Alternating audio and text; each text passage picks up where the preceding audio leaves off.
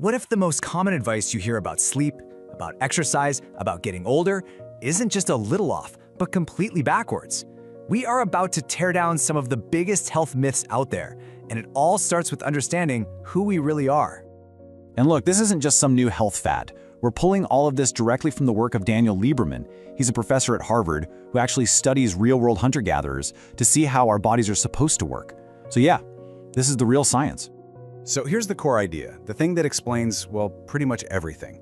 There's this massive conflict raging between our ancient evolutionary programming and the comfy, convenient world we live in today. And that conflict, it's the source of so many of our modern health crises. The fancy term for this is evolutionary mismatch. Just think about it. Our bodies are basically running on Stone Age software. They're built for a life of constant movement and not always knowing where your next meal is coming from. But we're trying to run that software in a world of desk jobs and Uber Eats. This mismatch is what leads to what Lieberman calls mismatch diseases. Let's see how it messes with our daily habits. Let's start with the everyday stuff. The things we do without even thinking. The common wisdom we just accept as true. Well, you might want to buckle up. First on the chopping block, the sacred 8 hours of sleep. We hear it everywhere, right? But Professor Lieberman points out that when they actually study hunter-gatherer groups, people with no artificial light, no phones, they consistently sleep between 6 and 7 hours a night.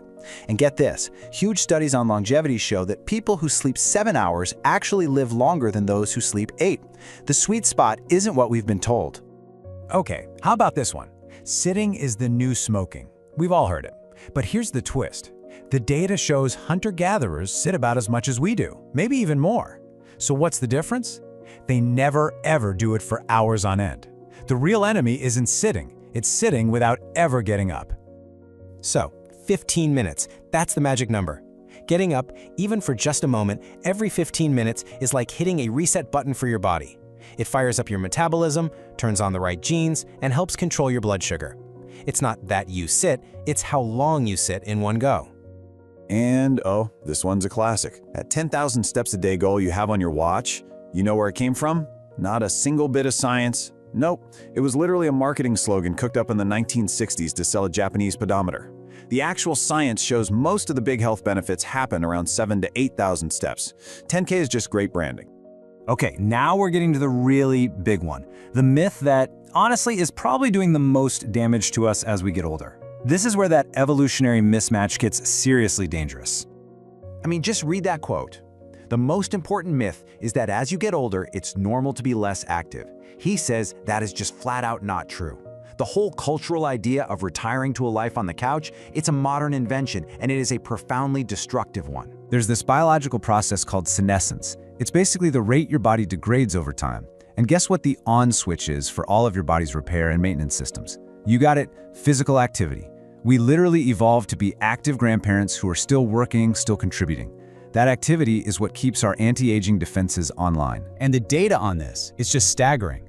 The famous Harvard alumni study found that as you get older, exercise actually becomes more protective. Being active in your 60s and 70s was tied to a 50% lower death rate. Half! Let that sink in for a second.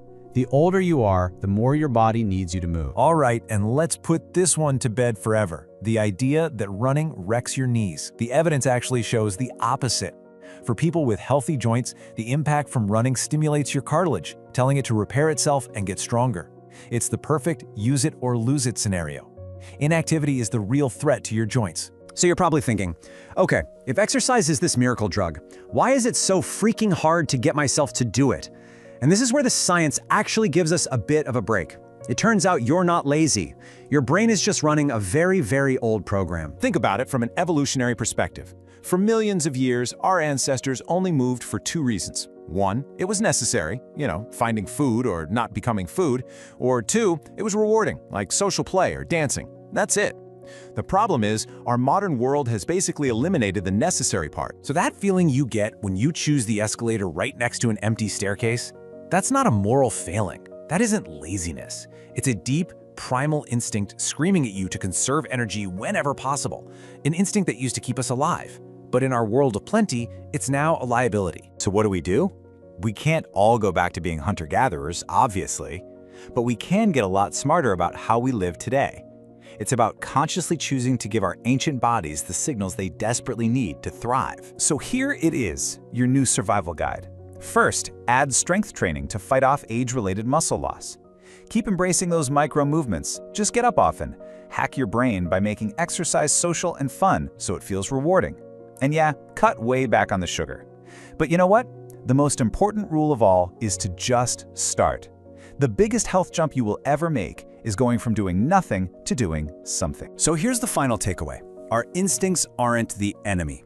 Craving sugar, wanting to rest, saving energy, those aren't character flaws. They're ancient survival programs running on outdated hardware. They're just mismatched for the world we find ourselves in. So the real question for every single one of us is, how will you choose to bridge that gap?